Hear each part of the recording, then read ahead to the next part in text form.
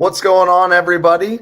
Welcome to this lovely Sunday here for our fourth episode now here of our College Summer Super Series. Super pumped, super excited. As always, my name is Joe Wagner here on the Sports Outlet Show, and I have my fantastic, amazing, best in the world two co-hosts that I could possibly ask for, Brent Allegra and Braden Wilkins. And of course, we have Chris Naylor, who's also the best co-host in the world. He's just unfortunately not here with us as he's doing college ball today. So he's MIA. It's okay. It's okay. We understand it. We understand it. Well, boys, it's episode 4. We're already halfway done. What are we seeing so far from these first sort of 6 conferences that we've gone into depth to? What have we seen so far? Lots of crappy teams so far, but we're getting into the better conferences here, so the competition is getting a little bit better the more we go on.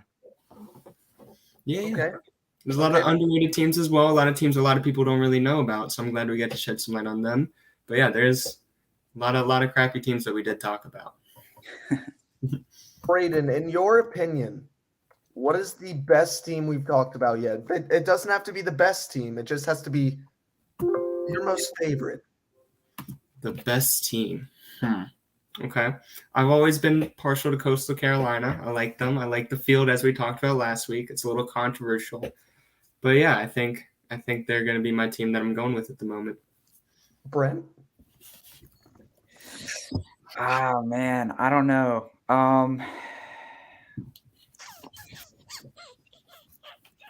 Southern Miss was fun to talk about. Just because there was like a lot of storylines there, especially with Frank Gore Jr.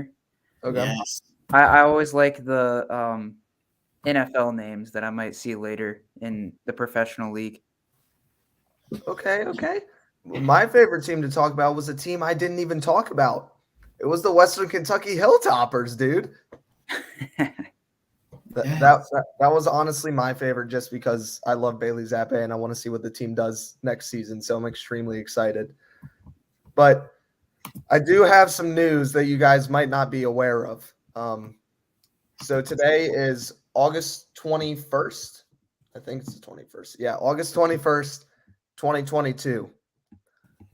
There were about 3 years ago, a few people that came together in Stevens City, Virginia, that decided to create a podcast. Happy 3 years, gentlemen, to the Sports Outlet Show. Today, our first episode aired on Buzzsprout with Audacity, with our baby mics that we were sitting in our basement, plugging up, having trouble, had the little Amazon adapter cord. 3 years, guys, and I can't thank you enough for this ride with me. It's been awesome.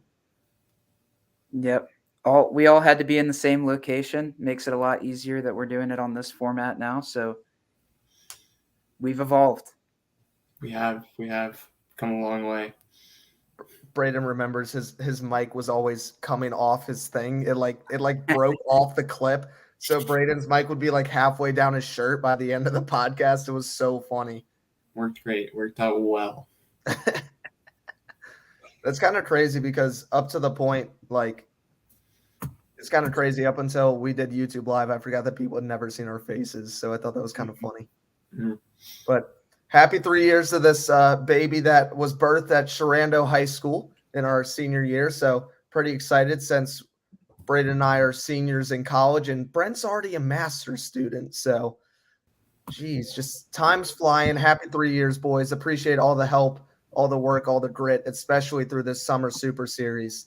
With that, let's go ahead and dive straight into conference number 7. We're talking about the Pac-12. Now, the Pac-12 was a little bit weird last season, actually, as you see in the bottom right corner. The Utah Utes took that all the way, and we'll get to that later. But we do have to talk about every team in here. So let's start off strong with the 1-11 Arizona Wildcats, 1-8 in conference play last season. And oh boy, obviously not making a bowl game last season. All right, guys, let's play the game. When's the last time this team won the division? 2002. I'll go 2003 then. I was going to say 2002.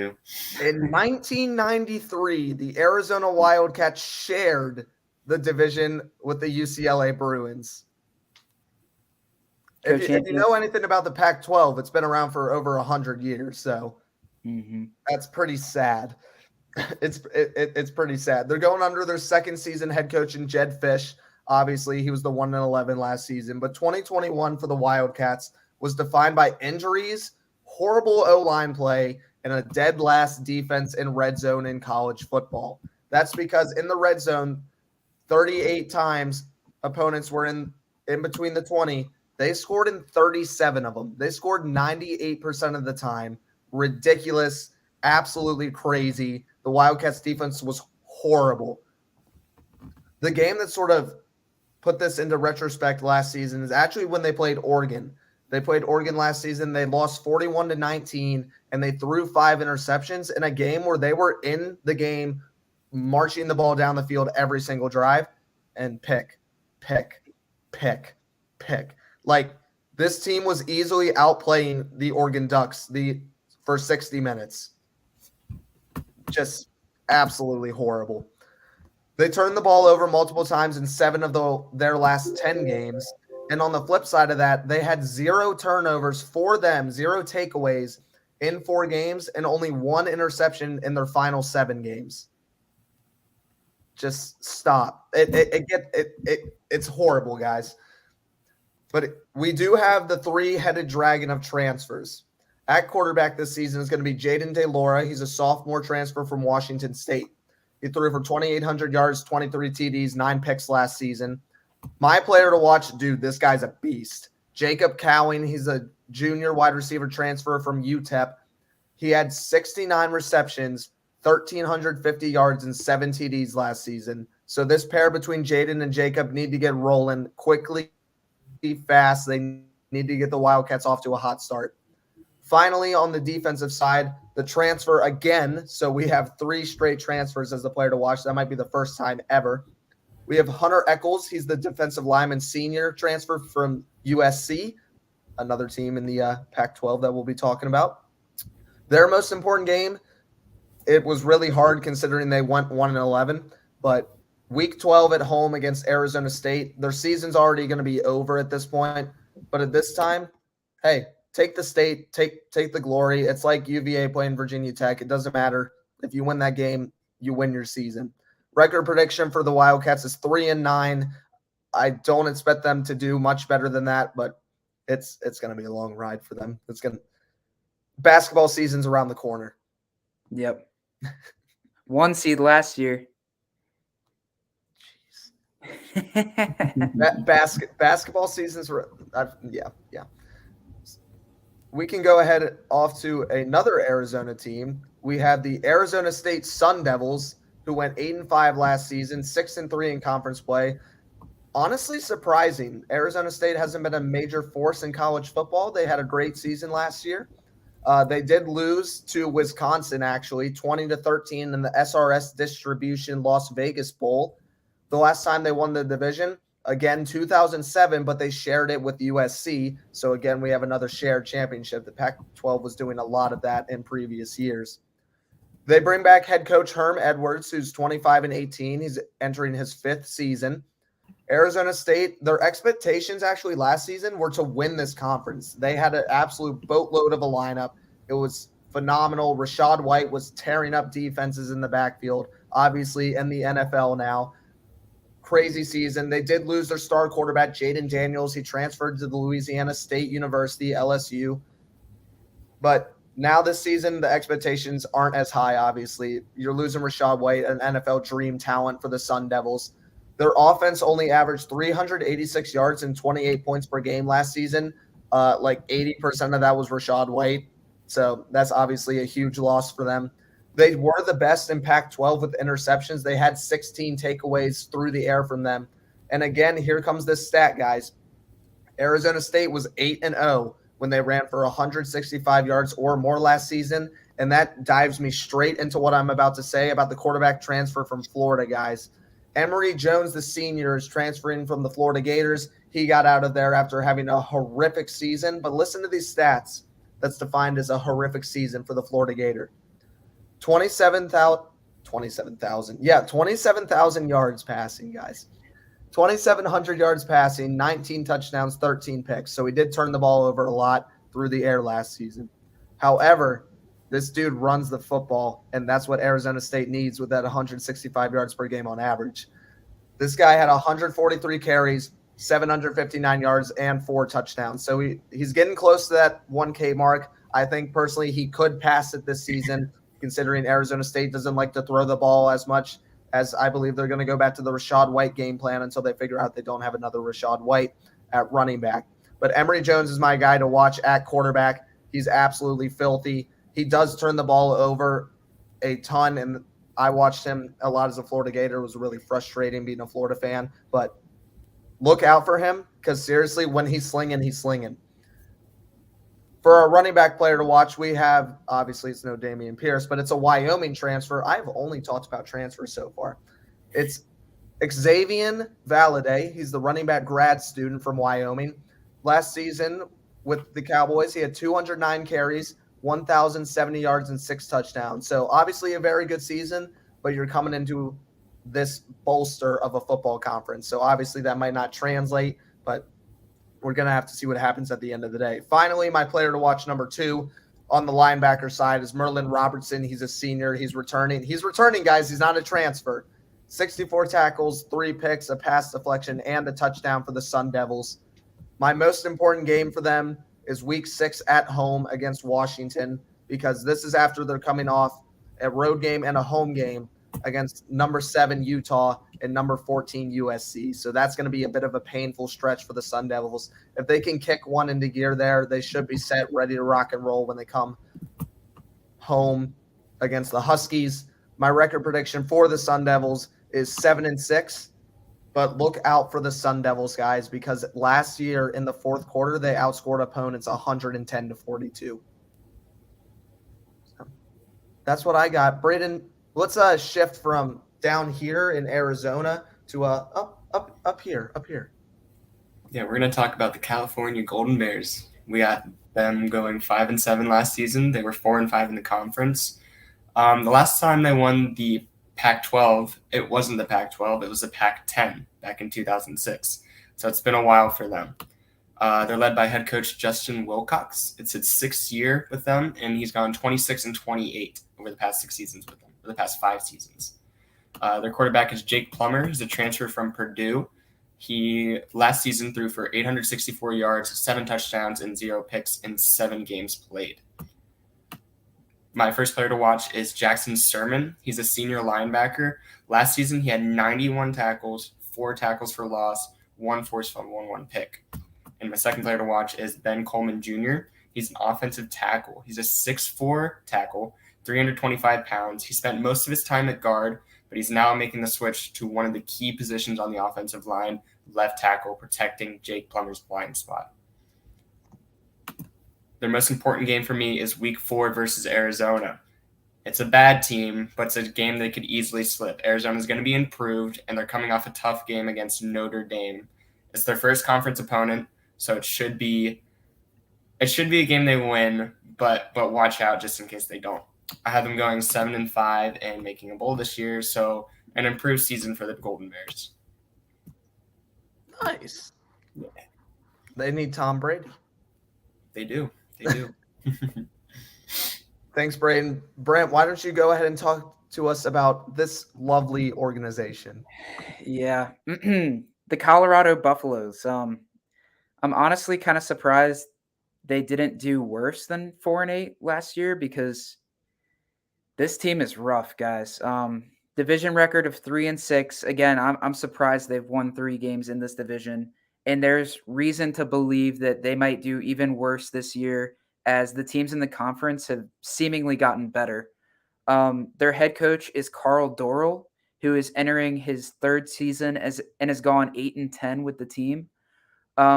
Their quarterback confused me a bit when I first heard the name, because his name is J.T. Shrout, which sounds very similar to a quarterback at Ohio State, C.J. Stroud. But yes, J.T. Shrout. He is a transfer from Tennessee and has gotten very limited playing time there, hence the transfer.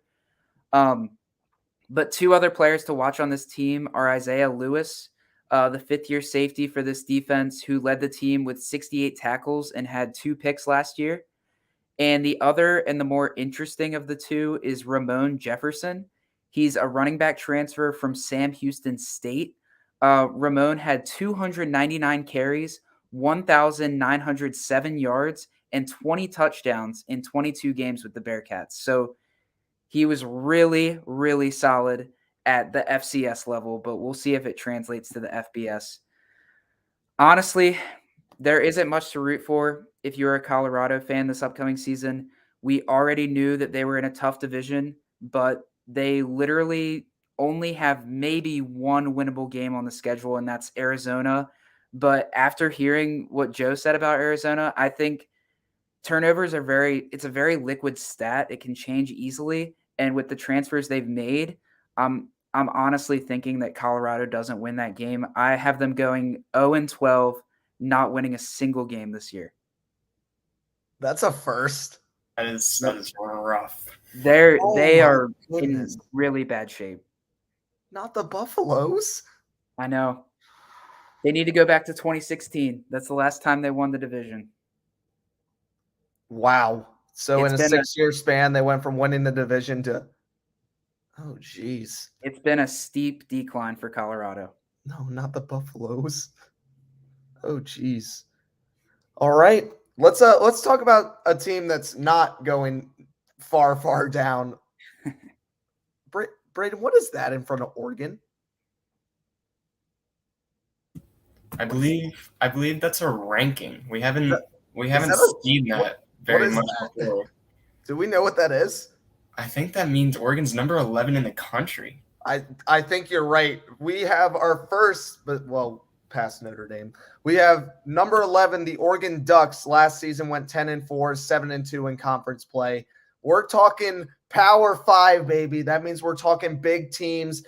Time to put your big boy pants on. So if you haven't put them on, go put them on, boys, while I'm talking about this. Oregon Ducks last season, they lost 47-32 in the Valera Alamo Bowl to the Oklahoma Sooners. In 2020 and 2019, they did win the Pac-12. However, last season they did lose in the Pac-12, obviously. They're actually bringing in a new head coach in Dan Lanning. And if you don't know who this guy is, Brett, how many people from the defensive Georgia Bulldogs went to the draft last season? It was a lot. It was probably their whole starting D. Well, the whole D that was eligible to go to the draft. Yes. You're correct, first of all. Second of all, Dan Lanning was the defensive coordinator of the Georgia Bulldogs last season, has never had a head coaching job, and his first head coaching job is with the number 11 Oregon Ducks. So big shoes to fill, but they're ready to rock and roll with him. So they're number 11 overall. What's missing from this Oregon Ducks team? What's stopping them from making a college football playoff push? Wow, we're going to be saying that about teams. That sounds weird considering the teams we've talked about. Oregon needs to stop losing to teams that it's supposed to beat. Since 2015, Oregon has had at least one loss to a team that finished with a losing record, excluding 2019. So they have lost to at least one mediocre team every single season, but 2019 at least. And if you lose one game like that, you're out of the college football playoff. It's done. You're done, especially when you play in the Pac-12. The Oregon Ducks, oh, this is my favorite. Star transfer from Auburn. Bo Nix is going to be starting for the Ducks this season, and I'm very excited because they haven't had a star since Justin Herbert. So extremely exciting for the Ducks. Bo Nix last season threw for 2,300 yards, 11 touchdowns, and 3 picks. Bo Nix is ready to rock and roll with this squad. I'm super excited. It's risk time for the Oregon Ducks. They got the old Georgia defensive coordinator. They got nothing to lose. And listen to this, guys. This O-line is built like a freight train. They're my entire player to watch. It's just them. It's the entire O-line, and I have them here for you. Starting at right tackle, Malesala Amuva Lalua, 6'6", 330 pounds. Left guard, TJ Bass, 6'4", 325 pounds. Right guard, Ryan Walk, 6'2", 286 pounds. He's the smallest. Left tackle, Stephen Jones, 6'5", 340 pounds. And at center, the best center in college football, according to ESPN, Alex Forths, 6'4", pushing 312. The right guard's a small boy. Get him out of there. He's the weak link. Yeah, if he adds 14 pounds, their entire O-line is 300 pounds or over. The That's not Oregon necessarily Ducks, a bad thing. there is no reason Bo Nix should ever be sacked. Ever. Just get the fattest people in the world and stack them up on the O-line and no one can get through. That's the entire O-line. That transitions me straight into my game to watch. Braden, what do you call something that oh, Braden left. Oh. He said, I don't want to answer this question. What do you call week 1 when Baker Mayfield goes to the Cleveland Browns? That's a revenge game. That's a revenge game. Guess who the Ducks are playing week 1? Georgia? The Georgia Bulldogs. Ooh. Welcome. What better way for a defensive coordinator to leave a team and come back with the Oregon Ducks and Bo Nix than to go up week 1 against number 3 Georgia Mother Bulldogs? That's exciting. That's hype. That's a week 1 matchup. Primetime television. Dude, it's going to be a ball game, and Oregon's going to win it. Bo Nix is also a sick name. That's almost as sick as Bo Callahan. the best college football player of all time. Don't even.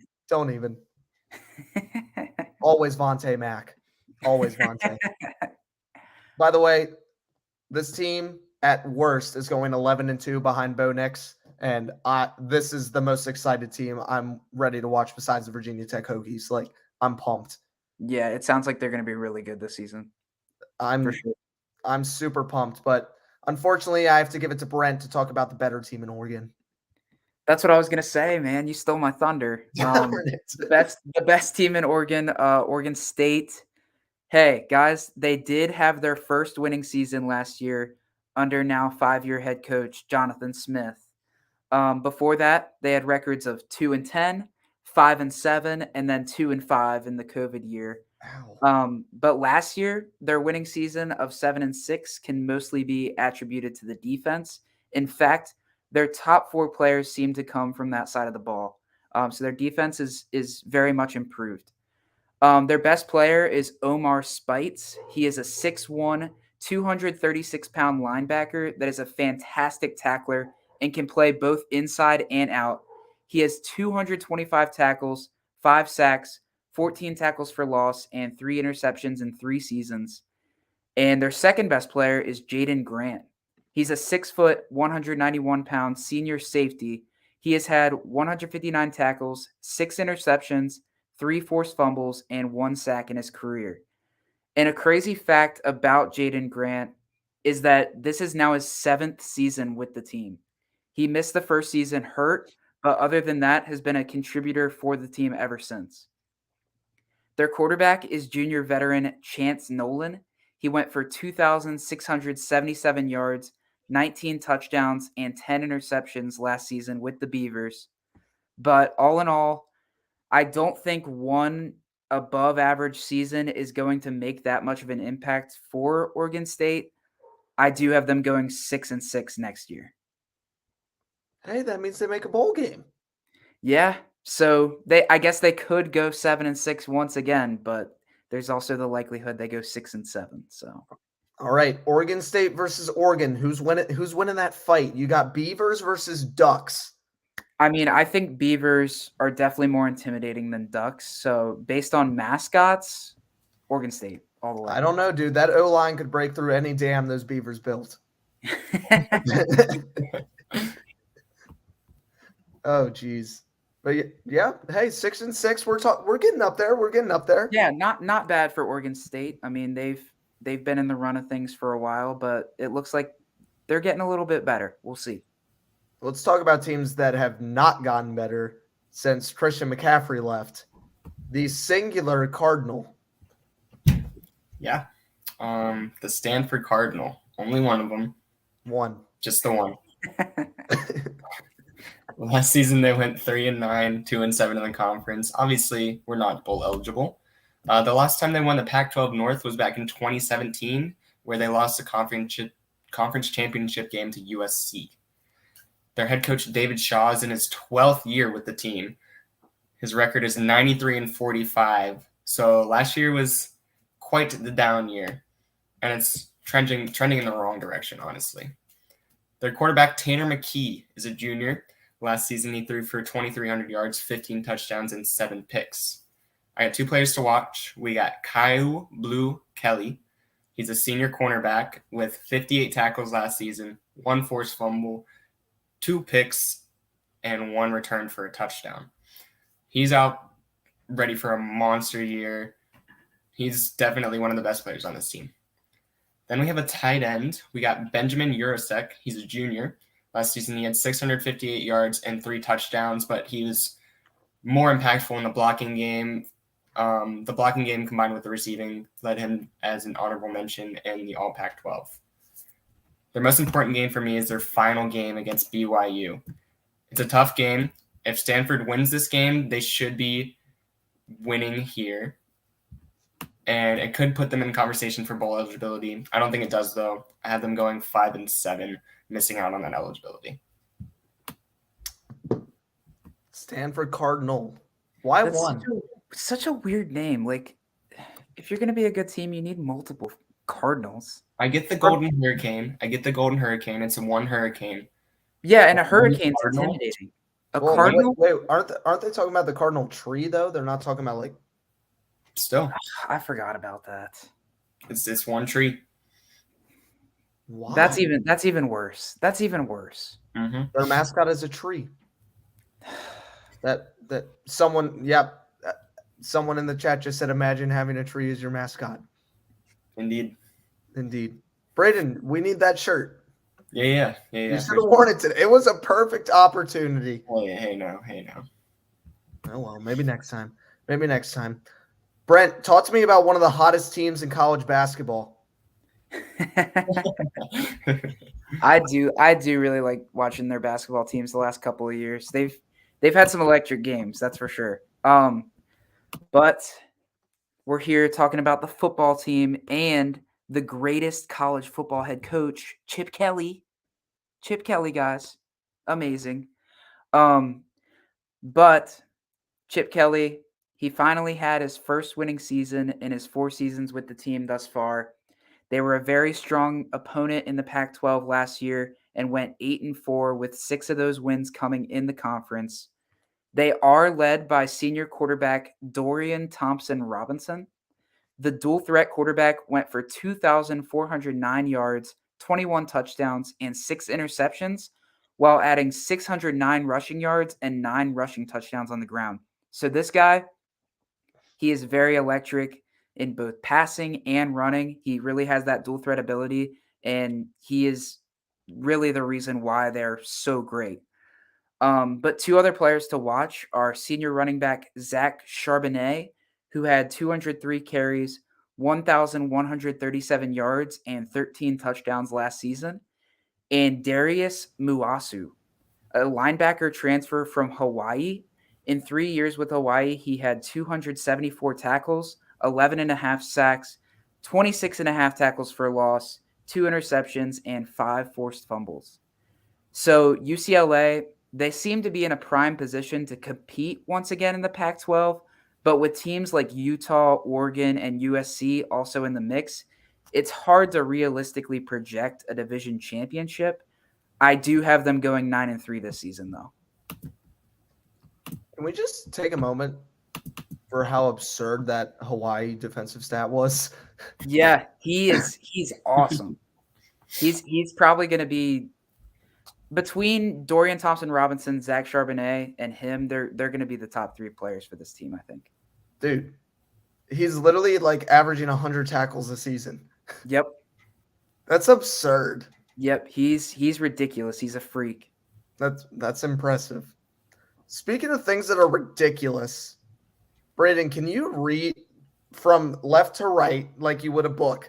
Can you read that for me? Okay. Number 14 in the country, USC Trojans. After coming off a 4-8 season, 3-6 in the conference. Tell me about it. Explain it. I'm gonna explain it to you. First of all, I think they're ranked too low.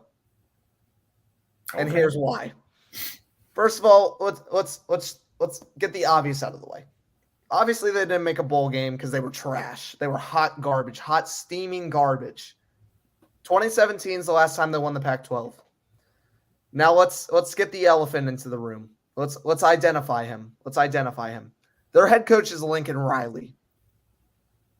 Their head coach is the Oklahoma Sooner Lincoln Riley. No, that's not it. At quarterback, the transfer from Oklahoma, the sophomore Caleb Williams, someone that is in the top 5 race for Heisman this season, coming from the Sooners. The Sooners, a team that blew – well, they did what they're supposed to last season. They had a great record. We'll talk about them in the Big 12. That beat out Spencer Rattler for the quarterback spot at Oklahoma, who was supposed to be a top 2 pick in the NFL draft this season. Put that in your head. To be fair, Spencer Rattler was hot garbage there. Correct. You're correct. But still, at the point, Sam Howell and Spencer Rattler were the 1-2 SmackDown Bo Callahan draft picks of this year. Yep. But before they poop the bed in their respective play. Caleb Williams comes in midway through the season, 1,900 yards, 21 touchdowns, 4 picks. Electric. Phenomenal. Kid played great. Can use his legs too. Just when you think things can't get better for USC, they get the Kenny Pickett-led wide receiver transfer from Pitt. I'm talking about Jordan Addison, the junior. This kid is disgusting. 100 receptions in the ACC, let alone, for 1,593 yards, and he punched that in 17 times. And then he says, I'm going to go transfer to a team that went 4-8. I'm going to put all my eggs in this 4-8. Yeah, that sounds good to me. That sounds good. Yeah, sure. That's not it. That's not it. The USC at 4-8. Guess where they ranked in offense last season in the Pac-12? In the Pac-12? Last. Braden? Last. Number freaking 1. Damn. That's surprising. Number 1 without these 2 star-stud transfers. Dude, stop. It gets better. Their kicker, by the name of Alex Stodthos, has not missed a field goal. He's 100% when kicking the ball. He's a senior. He went 6 for 6, 10 for 10 last season. 100%. Dude, this team is disgusting. This team is gross. The portal that Lincoln Riley brought over. So with all that being said, they're going to go 4-9. This team's amazing. This team's going to win the Pac-12. This team's going to make a college football playoff run. They're going 12-1. This team is about to turn some heads. And if you're in Southern California, you need to watch this team because this team could make history. Perfectly said. Well done. It all makes sense. I understand. You feel better now than if you just flopped open your phone and went, this doesn't make sense. Let's talk about a team. What was that? It has been revealed. Let's talk about a team that got hot last season. And Brent, tell me if they're going to get hotter. Utah Utes. Wait, Oh, did I is this have Braden's? Oh, that's Yeah. Braden's. Excuse me. No, Braden, you don't get to talk about it. I want to talk about the conference champs. Okay. My bad. Number 7 in the country, the Utes. 10-4 last season, 8-1. The conference champs steamrolled over Oregon in the championship game 38-10. Won it comfortably. In their bowl game, they lost, unfortunately, to Ohio State, the Rose Bowl. They lost 45-48, so that game was an absolute shootout. Their head coach, Kyle Whittingham, is in his 18th year, 144 wins, 70 losses. Very, very tenured, a very, very solid coach. We got Cameron Rising is our junior quarterback. He stole the job from Charlie Brewer last season. He threw for 2,500 yards, 20 touchdowns, and only 5 interceptions. This offense is ready to roll. Speaking of their offense, they got Tavion Thomas, the junior running back, also ready to explode. Last season, he ran for 1,100 yards for 21 touchdowns at 5.4 yards per carry, and he's primed for an even bigger year. Looking at the defense, we got Clark Phillips III. He's a sophomore cornerback. In 2 seasons, he has 86 tackles, 3 picks, 2 of them returned for touchdowns. Going into his 3rd season, Phillips is on his way to being a premier name throughout the country in the secondary. This team is very, very good and deserved winning the championship in this very tough conference. But a lot of teams got better. I don't know how much better they got. Their most important game for me is Week 12 at Oregon. Oregon wants revenge here very badly. They got blown out in the regular season. They got blown out in the conference championship. There's some tough games on the schedule for this Utah team. But this one is going to be tough emotionally and physically, as Oregon is going to be out for blood. This team is not going to have as good of a season. They're going to go 8-4, but it's still going to be very solid. Now I want you to use that same enthusiasm and talk about your next team. Okay. The Huskies of Washington. They're 4-8. I don't know why they're not ranked number 14 in the country. They also went to the conference. Is their head coach Lincoln Riley? He's not. It's actually Kalen DeBear. Did It's his first year at Washington. Okay, this team, it's exciting, though. This team also got better. Let me tell you about it. The last time they won the Pac-12 North was in 2020. So 2021 was a down year. In 2020, they weren't able to participate in the conference championship game against USC due to COVID issues. This team is exciting though. Kalen DeBear, as I said, is their head coach. It's his first year at Washington. He spent the last 2 seasons as the head coach of Fresno State, where he amassed a 12-6 record. And that Fresno State offense was electric last season. They also got transfer Michael Penix Jr. He's a junior, and he transferred from Indiana. He played in 5 games last season where he threw for 939 yards, 4 touchdowns, and 7 picks. We got to get that turnover ratio down, but that's a lot of yardage in just 5 games. Their offensive lineman, Jackson Kirkland, is a senior. He's a comfortable NFL prospect. He's 6'3", 310 pounds. He's a monster for producing 2 straight all Pac-12 honors. And then I have a senior hybrid linebacker, Christopher Mole. He's a transfer from UAB. He had his best season in 2019 with 102 tackles, 8 sacks, 15 tackles for loss, and 3 forced fumbles. Now, he hasn't had that good of a season in 3 years now, but he does have the potential to do so. I don't know if it's going to transfer to this larger conference as well, but we'll see. We'll see. Most important game is Week 4 to Stanford. This game will be the first to show what their true level is. They have 2 easy games to start off the season. They're going to start 2-0, and then they're going to lose to Michigan State. So they're going to start 2-1. If they win comfortably here, this team can make an actually impressive run. I have them going 8-4. It's an easy schedule with a roster with a lot of answers. What could go wrong? What could go wrong? So they should be ranked 15th. Exactly. This team did a lot better. This is an exciting team. It's an exciting team. Okay, Brent, That's all I I gotta say. won't steal your punchline on this one.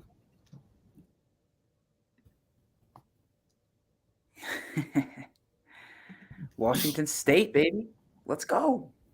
You can see on your screen there, they performed pretty well last season. They secured a record of 7-6, while going 6-3 within the Pac-12, which is very impressive. I mean, we just went through the whole Pac-12. Very great teams in this conference. The Cougars, they did decide to fire every coach that refused to get vaccinated midway through the season last season, and that included head coach Nick Rolovich. So, as a result, defensive coordinator Jake Dickert served as the interim head coach and went 3-3 before getting hired full time for the 2022 season. Now, here's where it gets really exciting for Washington State.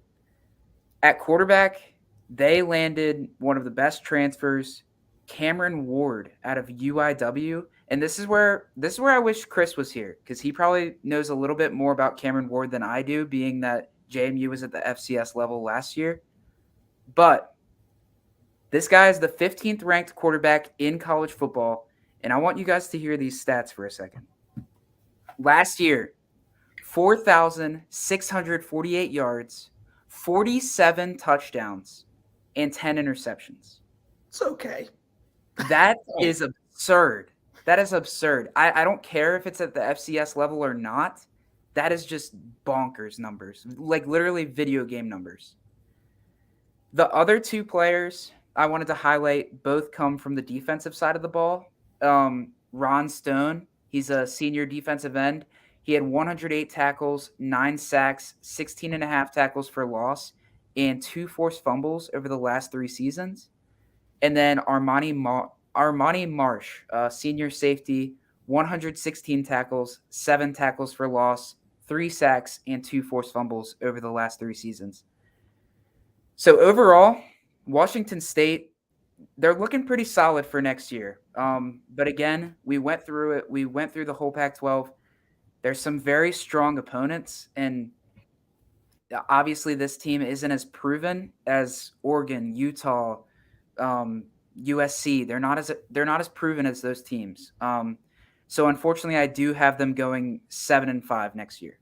But I wish it could be higher, because this Cameron Ward guy, I'm very excited to watch him play. That's precisely what we're trying to do here: create excitement around, especially teams in the Pac-12 that aren't getting as much love. But as we conclude with Pac-12, as we're about to move into conference number 8, I do want to, again, using this phrase for the second time in this podcast, address the elephant in the room. That is that in 2024, UCLA and USC will be leaving the Pac-12 to enter the Big Ten. So keep an eye out on that. They have 2022 season, 2023 season. So that's 2 more runs at it. We're talking about the powerhouse team of USC we literally just discussed. So the Big Ten's about to get better. There's lots of shakeups happening for sure. But I mean, it happens. It happens in college football. It's happened throughout history. So we just got to deal with it. Just got to deal with it. That moves us straight into conference number 8, guys. We're talking Big 12. Now, I know this would be more exciting if we're talking basketball, because they're the basketball conference, but there are some dang good football teams in this conference. So don't overshadow the past. Don't overshadow college basketball in any sort of ream here, because this team is a great basketball team, but won the whole freaking thing last year. Baylor Bears, number 10. Who would have thought? Who would have thought? Not me. Not me. Not me. The Baylor Bears won the Big 12 last year, guys. And they beat Kansas somehow. I can't even joke about that. I'm sorry. Baylor Bears, 12-2, 7-2 last season. They played in the New Year's 6. They won 21-7 in the All-State Sugar Bowl over Ole Miss. Is that a real win though? Because Matt Corral didn't play in a lot of it. I don't know, but they won it. So that was a little flash. You know, he's out for the season. Yeah, I know. I was about to say Yeah. Unfortunate. It's okay. It's okay. I really hate to see it. Rest up, get healthy, hotty toddy. Head coach, they're bringing back Dave Aranda. Obviously, you're bringing back your head coach after you go 12-2. He is 14-9 going into his third season. So that means last season Baylor went 2-7. And then they just said, you know what? Why not win the whole thing? Which they did. They did win the whole thing. So extremely impressive season for them. One of the honestly crazy seasons in Baylor history. This team could have been better. They were 12-2. They should have been 13-1, guys. They lost a game on November 6th to the TCU Horned Frogs, one of the most mediocre football teams in football. They lost 30-28. TCU was 4-5 at the time. This team had a shot at the college football playoff, and they blew it. They blew it. They were the number 5 seed when they lost to TCU. So extremely unfortunate for the Baylor Bears. They had a chance. They finished 4th in the Big 12 in total defense, 10th in the nation in scoring defense. So they have a great defense. They're bringing in new quarterback sophomore Blake Shapen, who's a sophomore, 595 yards passing and 5 touchdowns last season. He played very well, including 72% completion rate. So he hasn't thrown a pick yet since he's a sophomore, so he's perfect so far. Knock on, yeah. So under their head coach in 2 seasons, the Baylor Bears have 44 takeaways on defense. That's kind of nasty. My second player to watch is Tay McWilliams. He's the running back junior. He ran for 181 yards and 2 touchdowns last season. Obviously, he was a backup. The Baylor Bears had a lot of great potential go to the draft. They had a lot transfer out. So extremely unfortunate for them. Baylor had 34 sacks last season compared to 18 of their opponents. And that is going to be helped by the senior defensive tackle transfer from Tulsa. Talking about those Golden Hurricane again. Jackson Player, 50 tackles, 5 sacks, a forced fumble, and a pass deflection. So very respectable. Here's my prediction for the Baylor Bears. First of all, their most important game, it's the same that I'm going to be talking about later on here in the Big 12, Week 4. They're playing the Oklahoma State Cowboys at home. Oklahoma State wants revenge from that Big 12 championship game, and Oklahoma State has a fire lineup. So does Baylor. Baylor's a little bit on the more optimistic side. This team's not going 12-2. That was a historic season. Baylor doesn't have the talent to repeat with it. I have them actually at 9-4, however. So expect for them to make a valuable bowl game this season and maybe make another run. Because in the Big 12, there's no conferences, so you got to be in the top 2. Braden. Yeah. Can you talk about Iowa State for me? Mm-hmm. They're the Cyclones. They are the Cyclones. They are the Cyclones. They went 7-6 last season, 5-4 in the conference. Cyclones, such a cool mascot. And for a cool mascot, they get to play in one of the best bowls out there. They lost to Clemson in the Cheez-It Bowl, 13-20. The Cheez-It Bowl. We don't have the last time they won the division, when divisions were a thing, they last won the Big 12 North in 2004. They lost the tiebreaker to Colorado. Back then, oh no. Their head coach is Matt Campbell. It's his 7th year at Iowa State. He's gone 42-34. Pretty solid record. It's in the positives. That's all you can ask for. Quarterback is Hunter Decker. He's a sophomore, and he's replacing good old Brock Purdy. He appeared in 4 games last season where he went 20 for 36 for 193 yards, 2 touchdowns, and a pick. So very unproven Hunter Decker is. My first player to watch is senior defensive end Will McDonald. This guy gets in the backfield. He had double-digit sack each of the last 2 seasons, 13 tackles for loss in both of those seasons as well. He forced 5 fumbles last season as well. So this guy's a bruiser. He gets into the backfield. He hits the quarterback. My next player to watch is wide receiver Xavier Hutchinson. He's a senior. Last season, he had 987 yards with 5 touchdowns. He should be primed to have a better year than that. That's still very solid. My most important game for them is Week 12 is Texas Tech It's a tough battle. The Cyclones likely lose. They need to keep their hopes high, though, going to the next week against TCU. They should absolutely win that game, but they need to in order to go bowling. I have them going 6-6 yet again. That might be one of my favorite phrases, like in all of college sports, to go bowling. Yeah. Going bowling. Yeah, they're going to play bowling. Yep. North side lanes. Here we No, they are not. I guarantee they are not. All right, Brent. Nope. You're welcome for not giving you this team. Okay. No, I was referring to last week. I looked it over and I was like, Braden needs to talk about a trash team. Okay. This is the basketball conference. This is a basketball school, okay? The Jayhawks aren't built for football. They're not. Obviously no excuses because of what they did last season. It's just not. It's not it. They went 2-10 last season, 1-8 in the conference. Somehow they didn't make a bowl. That's a little questionable for me. They last won the Big 12 North in 2007. That was a thing back in 2007. They did have some success. Their coach is Lance Lippold. It's his second year at Kansas. He couldn't fix the problem in his first year. We'll see what he can do in his second. Their quarterback is Jalen Daniels. He played in 6 games, took over the job in the second half of the season, threw for 860 yards, 7 touchdowns, and 3 picks. My first player to watch for them is Kenny Logan. He's a senior safety. He's by far the best player on the team. He's one of the only bright spots. He's very solid as a safety. He can play cornerback as well, so he's all over the secondary. He's an electric return man too. He's the most versatile player on this team by far. My next player to watch is Earl Bostick. He's a senior tackle. He was 6'6", 315 pounds. He's a beast at left tackle, and he's got to protect Daniels for them to have any success. The most important game is Week 4 versus Duke. A real exciting game there. It's one of their only winnable games. They got to have it. Not much left to say. They're going 2-10 again. Not a good team.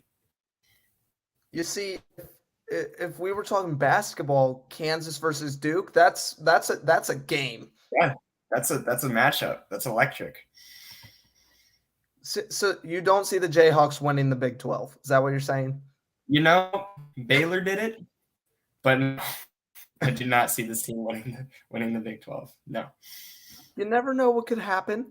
You never know. It's true. I could eat my words, and I want to. I want to see those Jayhawks go from 2-10, taking it all. It's not going to happen. Okay. All right. Brent, you're getting all the cats today. The Wildcats, baby. Let's go. Got that dog in them. Kansas State. You can see on your screen there. They had a good record last year. They went 8-5, but failed to perform against a lot of their division opponents, as they only went 4-5 within the conference. If Kansas State wants to get back to what they had in 2012, they're going to need to beat the big bads, Baylor, Oklahoma State.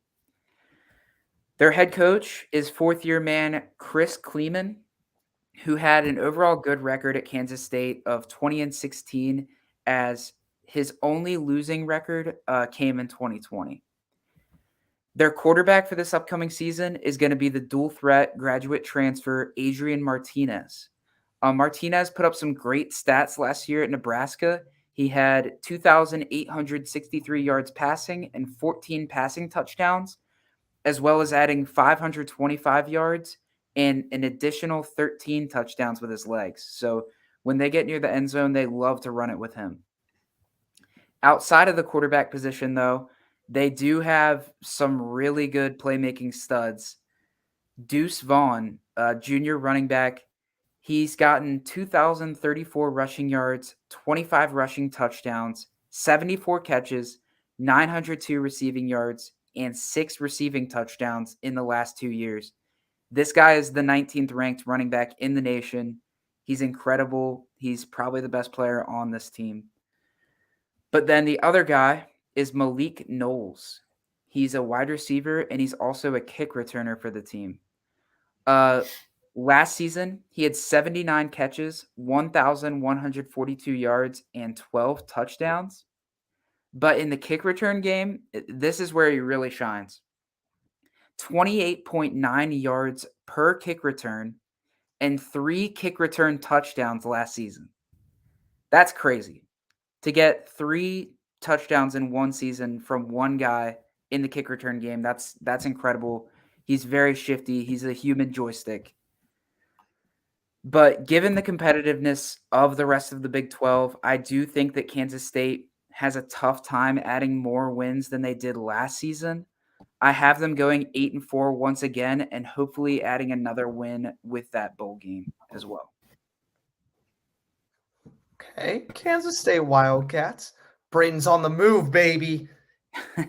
We have some people for we just renewed our internet, so it's still getting worked on. So if we've been spotty a little bit, we apologize, but we've gotten our point across. But I have to wait to talk about this next team for about 20 seconds while Braden's moving.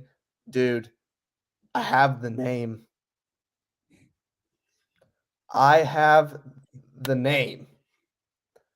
Number 9, Oklahoma Sooners. He's not a starter. Braden, what's his name?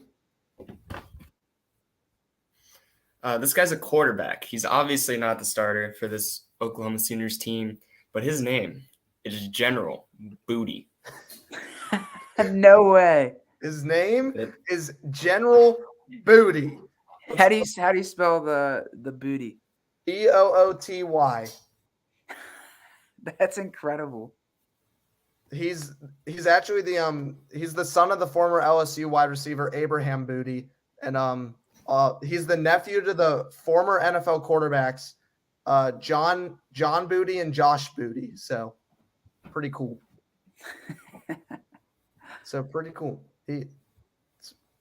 I bet he nice. gets a lot of. He actually launched his own NIL merch line too. So check that out. It's pretty funny. He's probably good. He's probably good with the girls with a name like that. General Booty. You gotta be. You gotta have game if you have that name. Anyways, let's talk about the Oklahoma Sooners. Besides General Booty, unfortunately, we have to. The Oklahoma Sooners went 11-2 last season, 7-2 in conference play. As previously stated, they beat Oregon in the Valero Alamo Bowl 47-32. The Oklahoma Sooners did not win the Big 12 last season, but they did win it from 2015, 16, 17, 18, 19, 20. So they won it 6 years in a row, dominant force. They're entering first-year head coach Brent Venables. He's an actual stud to replace Lincoln Riley. So they're extremely excited to have him because he's one of the greatest defensive-minded people in the world, and the Oklahoma Sooners need that help. They're ranked number 9, obviously. All Oklahoma has known for years and years and years and years and years.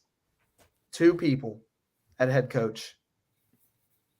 Lincoln Riley and Bob Stoops. And both of them are no longer head coaches for the Sooners. So this is going to be really, really, really weird for those in Norman, Oklahoma. It's going to be extremely unnormal. But you know what is going to get this team back on track? The star quarterback transfer. Since they lost Caleb Williams, they brought in their own. The man from UCF, the redshirt junior, Dylan Gabriel. Kid's an absolute stud. In 2020, he didn't play 2021. He did for very few games. He was injured. Dylan Gabriel, 3,570 yards, 32 touchdowns, and 4 picks in what was one of the greatest seasons the UCF Golden Knights have ever seen, and will ever see. They did bring in Jeff Levy as the offensive coordinator from Ole Miss. And guys, here's the kicker. How good is the SEC? Good. Pretty good, right? They're pretty good. What if I told you that Ole Miss led the SEC in total offense last year? Okay. No, they don't. They did. They did. And they brought in their offensive coordinator to Norman, Oklahoma. That's exciting. That's a huge ad from Jeff Lebby because Venables has a crazy defensive mind. These two will work great together considering the defense struggled last season, giving up 400 yards and 26 points per game. The Sooners also are returning their star wide receiver Marvin Mims, 32 receptions, 705 yards, 5 touchdowns, 22 yards per catch, extremely impressive. They're also returning their senior weak side linebacker Deshaun White with 61 tackles and 1 forced fumble recovery. The offense really struggled, which was surprising because they had dominant forces. They struggled in their final 3 games, going 7 for 37 on third down conversions, so 16%. They struggled in their final 3 games, including their bowl game that they won somehow, some way. Their biggest game is against a team that went 5-7 last season, actually, but is looking to be up on the rise. It's the Red River Showdown, Week 6 in Norman, Oklahoma, one of the biggest games in college sports history against the Texas Longhorns. 2 teams that are in 2025 joining the SEC. It's going to be exciting. It's a Red River Showdown to watch. I'm so pumped for it. For the Sooners, obviously they went 11-2. You lost a lot of talent. You lost a ton of talent. New head coach, new system, new linebacker scheme. But it's Oklahoma at the end of the day. This team will go 10-3. They'll win 10 games. I don't know if they'll win the Big 12 or not. They can make a run, but they had a huge quarterback transfer, and that's going to help them out in the long run. And in my opinion, 2 of the best offensive coordinators and defensive coordinators in the world. So extremely exciting for the Sooners. Losing your stars, it hurts. Losing your head coach that reminds you of home hurts. But hopefully the Sooners can put some smiles on those fans' faces. Now let's talk about number 12, the Oklahoma State Cowboys, who went 12-2, 8-1 last season. They beat Notre Dame, who was the 5 seed, 37-35 in the PlayStation Fiesta Bowl last season. Fake number 5 seed. Hint, hint. They're returning their coach again, Mike Gundy, for his 18th season as a Cowboy, 149-69 in his career there. So that's a lot of years and a lot of success considering he started in 2004. So that's kind of crazy because we were 3 years old.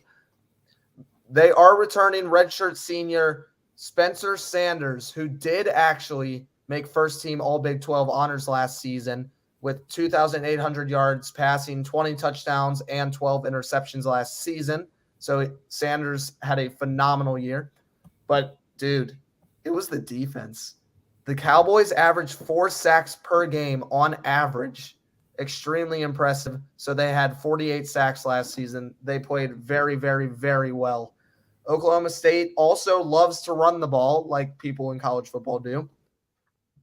They average 44 carries per game, 7-0 when running for 180 yards or more, and they've won 15 in a row when they've ran for 180, dating all the way back to 2019. Now, the Oklahoma State Cowboys are returning their star wide receiver, Brennan Presley. He's a wide receiver junior who had 50 receptions, 619 yards, and 5 touchdowns. But they're also returning Colin Oliver, who had 29 tackles, and 11 and a half of those were sacks. So, big stud, excited. He's a big dude. And it's kind of funny. So, you get 11 and a half sacks, and you're second on your depth chart. How does that make sense? It's because this defense is that dang good. It's because they're that good. So definitely watch for that. My game to watch for them, week 4 away against number 10 Baylor Bears. I mentioned it earlier. It's time for the Cowboys to take what is rightfully theirs. It is time for them to bring it home. This team went 12-2 last season. They'll go 10-3 this season. And you know what? Yeah.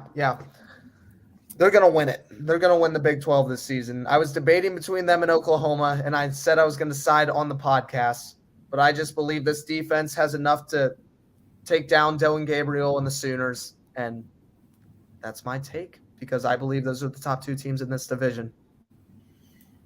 So that's my time. I have to give it to the best mascot in the world. Yeah, the TCU Horned Frogs, not going to win the Big 12, by the way. We just talked about two of the top teams in the Big 12. This team is not one of them. They got a great mascot. They're not the best team. 5-7 last season, missed out on the bowl eligibility. They went 3-6 in the conference. They won the Big 12 back in 2014. Pretty recently for them. Surprisingly. Head coach is Sonny Dykes. It's his first year at TCU. He has a 71-63 overall record. So he's a very tenured head coach, but it's his first year at TCU, so maybe he can turn this team around. Their quarterback is Max Duggan. He's a senior. Last season he threw for 2,000 yards, 16 touchdowns, and 6 picks. The first player to watch is Quentin Johnson. He's a junior wide receiver. Last season he had 634 yards and 6 touchdowns. They're losing a lot of their pass catchers. This guy's going to have to step up and hopefully break over the 1,000-yard mark. We don't know if he's going to be able to do it. Hopefully he will for these TCU Horned Frogs. My next player to watch is D. Winters. He's a senior linebacker. He's 6'1", 230. He likes to get in the backfield from the linebacker spot. He's amassed plenty of tackles for loss in 4 seasons and a couple of good sacks as well. My most important game for them is Week 13 versus Iowa State. I don't think they're going to be competing for bowl eligibility this year, but if they do, this game's going to be a must-win because they're going to be very, very close if they are competing. I don't think they win this game. I think they go 4-8. A bit of step down for the Horned Frogs. Again, basketball corner round. It's around the corner. It's Around the coming. corner. So we went with the Sooners. We went with the Cowboys in Oklahoma. Braden was lovely, by the way. Great job. Was lovely and transformed us to Texas. So we talked about TCU. Brent, tell me about the first of your 2 big boys in Texas.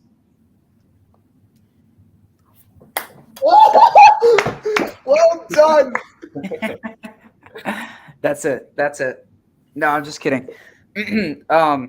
Texas, they had a rough season last year. They went 5-7 and 3-6 within the division. But there's a but with Texas, a big but. General Booty, we need to get him out here. Things are going to change quickly. Texas is adding 2 5-star recruits and 20 4-star recruits just this offseason. Beyond that, they're adding even more. But that's all I put on my doc for right now. You can mention the one. Well, we all know Mr. Wonderboy himself, Arch Manning. He's coming to the team in 2023, so not this year. But, I mean, this man, obviously, by the name, you know who it is. Peyton Manning, Eli Manning. I'm excited to see another Manning in football. I'm very excited. I love the Manning brothers. But there will be improvement this year 100%. There is massive improvement coming in the coming years. They absolutely knocked their recruiting and transfer portal out of the ballpark. Returning to coach next year is second-year man Steve Sarkisian, and at quarterback, they're making a transition to another phenomenal quarterback recruit. Let me get it for you. Quinn Ewers. Quinn Ewers. The top recruit from 2022. He went to Ohio State, but now he is transferring to Texas. They're in for one when Arch Manning gets here. One of them's gonna have to transfer because they can't have 2 top college quarterback recruits on the same team. How's that gonna work? They're gonna have some controversy coming. And Quinn Ewers is the starter because he was named the starter 2 days ago by the head coach. There was a little bit of a quarterback competition going on there, but in reality, we all knew Quinn Ewers was going to get the job. Some players to look out for beyond that, Bijan Robinson. He's a junior running back, 1,127 rushing yards, 11 touchdowns, 26 catches for 295 receiving yards, and 4 receiving touchdowns in 10 games last season before getting injured in Week 11. This man had 100 rushing yards in 5 of his first 6 games of the season last year. He's incredible. He's going to be incredible next year. The other player is Xavier Worthy, a junior wide receiver. He had 62 catches, 981 yards, and 12 touchdowns last season. Both of these guys were first team All Big 12. And yes, I know that Texas did not have a great season last year, but their offseason cannot be ignored. I project them going 8-4 this year, and I am excited to see how they stack up against Alabama in Week 2 of this upcoming season. Dang. And by the way, I didn't mention it, but they are moving to the SEC, and so is Oklahoma, 2025. So that'll be a lot of fun. It's going to be ridiculous is what it's going to be. I think Texas is going to become very, very relevant again here soon. I could see, especially after listening to what you just said, I could see a Baylor Bears situation here. Texas is back, ? Texas is going to be back. Everything's bigger in Texas. Sure is. Besides General Booty. Tell me about the second Texas team. Well, third. Sorry. The better Texas team, Texas Tech. The Red Raiders had a very modest record of 7-6 last season, but only won 3 of their games within the division. The rest of their wins came outside of the division against easier opponents. As the Big 12 has seemingly gotten better, I'm not sure if the Red Raiders are proven enough to get it done this season. They are going into the season with first-year head coach Joey McGuire, and they are going to start quarterback Tyler Shogue, who threw for 872 yards, 6 touchdowns, and 3 interceptions before breaking his collarbone on September 25th against Texas. 2 of Texas Tech's best players are Tyree Wilson, a senior defensive end who had 48 tackles, 8.5 sacks, and 15 tackles for loss in 2 years at Texas Tech. And then the next guy is Cole Spencer, a senior offensive tackle who was a 3-year starter at Western Kentucky, and he was first team All-Conference USA last year. Maybe if the Red Raiders were in a different conference, they would be able to squeak out a few more wins. But given the competitiveness of everyone around them, I only have them going 3-9 next year. Ooh. So I think they're on the decline for sure. It's a hard division. Mm-hmm. One Texas team is going this way. The other Texas team is going that way. And the Horned Frogs are irrelevant. No, you did a great job, Braden. Thank you. So, although this phrase doesn't make sense if you actually know what you're talking about, take us home. Yeah, we're going home to the West Virginia Mountaineers. 6-7 last season, 4-5 in the conference. They lost the Guaranteed Rate Bowl against Minnesota, 6-18. Strange score there. They did take the loss. They're led by head coach Neil Brown. It's his 4th year. He has this overall record of 17-18. And all I got to say about this quarterback is Mountaineer Nation, let's ride. JT Daniels, the senior transfer from Georgia, went viral recently for poking a little fun at Russell Wilson there with his promotional video. He said, Mountaineer Nation, let's ride. He's gone viral for it. He's a stud. Last year he had 732 yards, 7 touchdowns, and 3 picks. Obviously, he wasn't the starter. He's had some pretty good seasons in the past, though. I got 2 players to watch for you. I got an offensive tackle. Let me just pull him up real quick if I can find him. And I got a place kicker. So we got some fun boys to talk about today. Give me a second. We got offensive tackle Brandon Yates. He's a sophomore. He's 6'4", 308 pounds. He was 2020 All Big 12 blocker. He started every single game last season at left tackle. He's a very, very solid tackle. Then we got place kicker Casey Legg. That is a solid name for a kicker. Casey Legg. He's 6'4", 216 pounds, so he's a big boy. He's a big kicker. He hit 19 for 23 field goals and went 35 for 35 on extra points. So, yeah, he's a very solid kicker. He's going to be a lot of fun to watch. It should translate to the NFL level after his senior season.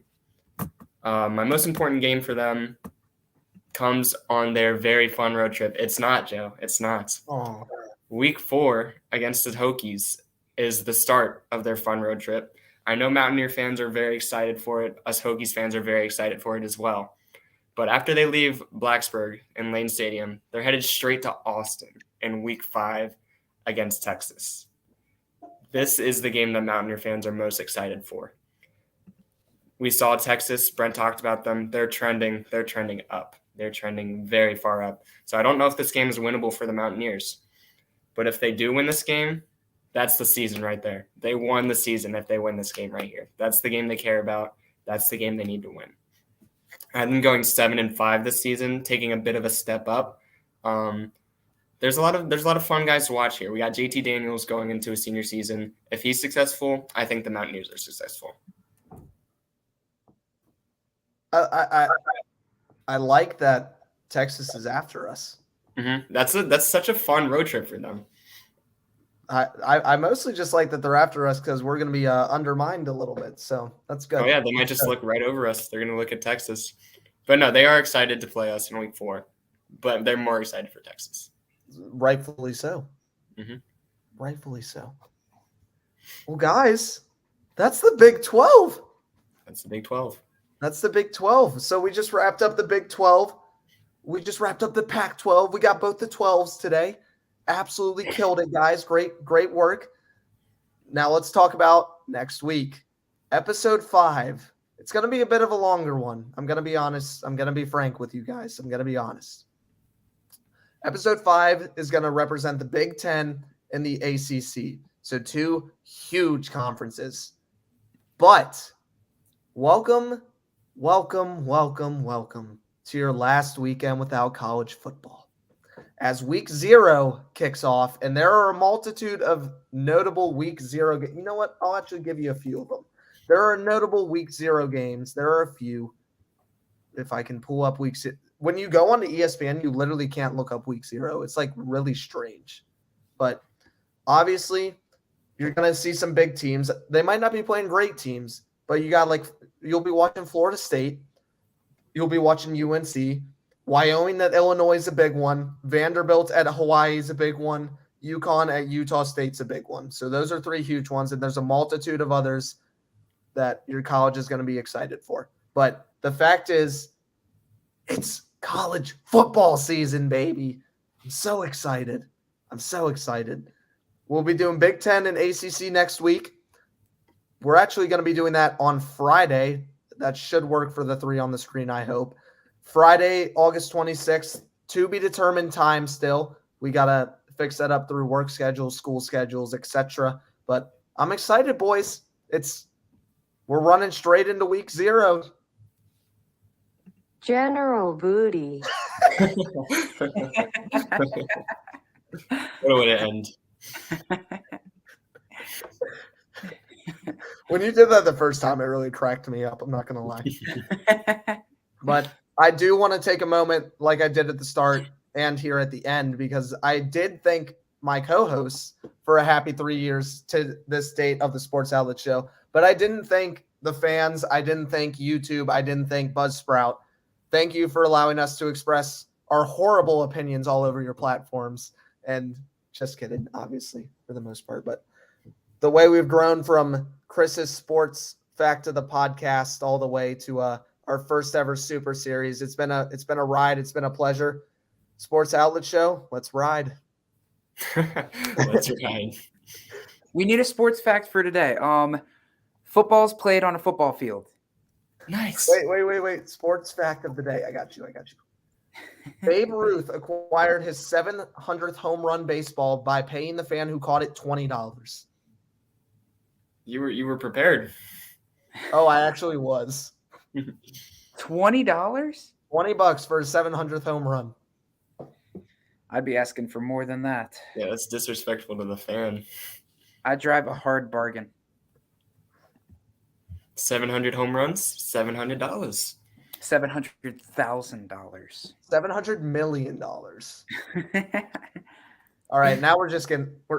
We're done. Next week, ACC, Big Ten, Friday, August 26th, be there. We're finally going to get to talk about the Hokies and my mom's favorite team, Ohio State. So I'm very excited for those two in particular. And what was that face for, Brent? Ohio State's your mom's favorite team? Yeah, she went to school there. Oh, okay. That's fine then. Right there.